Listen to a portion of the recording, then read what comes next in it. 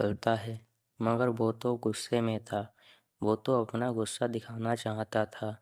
वो घर से दूर चला जाता है और एक झाड़ी में छुपकर बैठ जाता है। जब काफ़ी देर हो जाती है, विमल घर नहीं आता, तो उसकी माँ उसको देखने बाहर आती है। विमल, ओ विमल, कहाँ हो?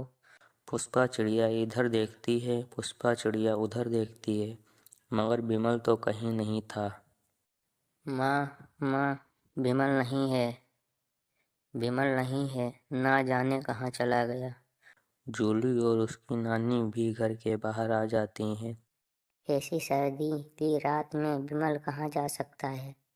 नानी, विमल गुस्से में था, इसीलिए शायद वो कहीं छुप गया है। मुझे तो डर है कि कहीं वो बहुत दूर ही ना चला गया हो। माँ, आप जूली को साथ लेकर घर जाएं। मैं जाती हूँ विमल को देखने। फिर पुष्पा चिड़िया अरुण के घर जाती है। पुष्पा अरुण का घर का दरवाजा खटखटाती है। पुष्पा, इस समय इस सब ठीक तो है?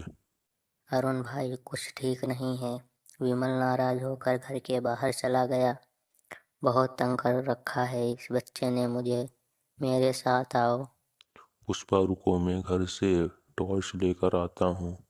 फिर अरुण और पुष्पा दोनों विमल को ढूंढते निकल जाते हैं और पुष्पा अरुण विकास के घर जाते हैं। लूसी, कहीं मेरा विमल यहाँ तो नहीं आया?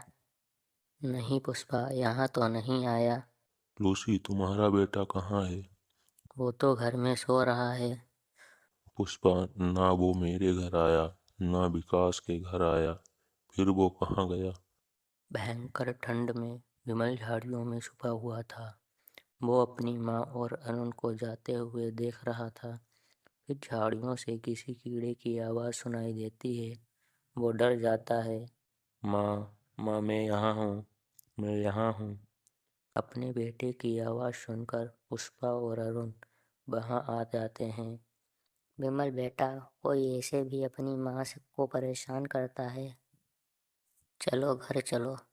पुष्पा, अभी इसे कुछ ना कहना, अभी इसे बहुत ठंड लग रही है, घर ले जाकर गर्म बिस्तर पर लिटाना। वो जूली की बच्ची हर बार नानी के साथ सो जाती है। अच्छा, अब घर चलो।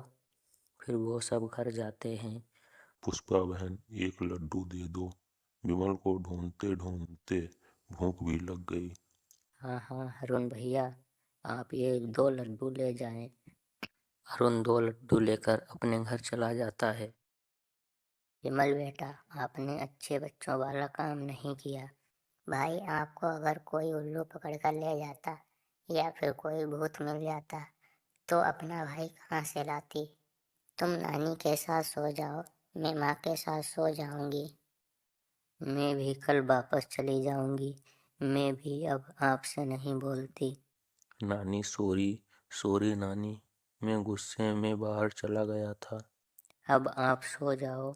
माँ, इसका शरीर बर्फ की तरह है, इसको अपने पास ही सुला लें।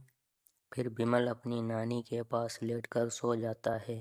दूसरे दिन जब विमल की नानी उठती हैं तो उनको विमल का शरीर बहुत गर्म महसूस होता है। पुष्पा, पुष्पा बेटी, विमल को तेज बुखार है। इसे जरूर रात ठंड लगी होगी। मुझे पहले ही डर था कि कहीं इसे बुखार ना आ जाए। फिर विमल की माँ डॉक्टर झटका के पास जाती है, फिर उसके साथ लेकर आती है। विमल बेटा, अगर ठंड में घर से बाहर जाओगे तो बुखार आना तो आम बात है। ये बहुत जिद्दी बच्चा है डॉक्टर साहब। भैया, आपके बुखार से सब परेशान हैं। सॉरी, मैं आगे से ऐसा कभी नहीं करूँगा। पुष्पा, इसके पंख पकड़ो, सुई लगेगी इसके, निमोनिया हो गया है इसे। सुई का नाम लेते ही विमल जोर जोर से रोने लगता है। नानी, नानी बचा लो प्लीज़, मुझे सुई से बहुत डर लगता है। फिर पुष्पा उसको पकड़ती है और डॉक्टर साहब उसके सुई लगाते हैं। जूली हंसे जा रही थी और उससे कहती है, विमल, विमल भैया, आज आप नानी पास ही लेट जाना। प्यारे बच्चों, कभी भी ऐसा काम ना करें। जिससे आपके मम्मी और पापा परेशान हो। प्यारे दोस्तों, वीडियो को लाइक और चैनल को सब्सक्राइब अवश्य कर दें। धन्यवाद।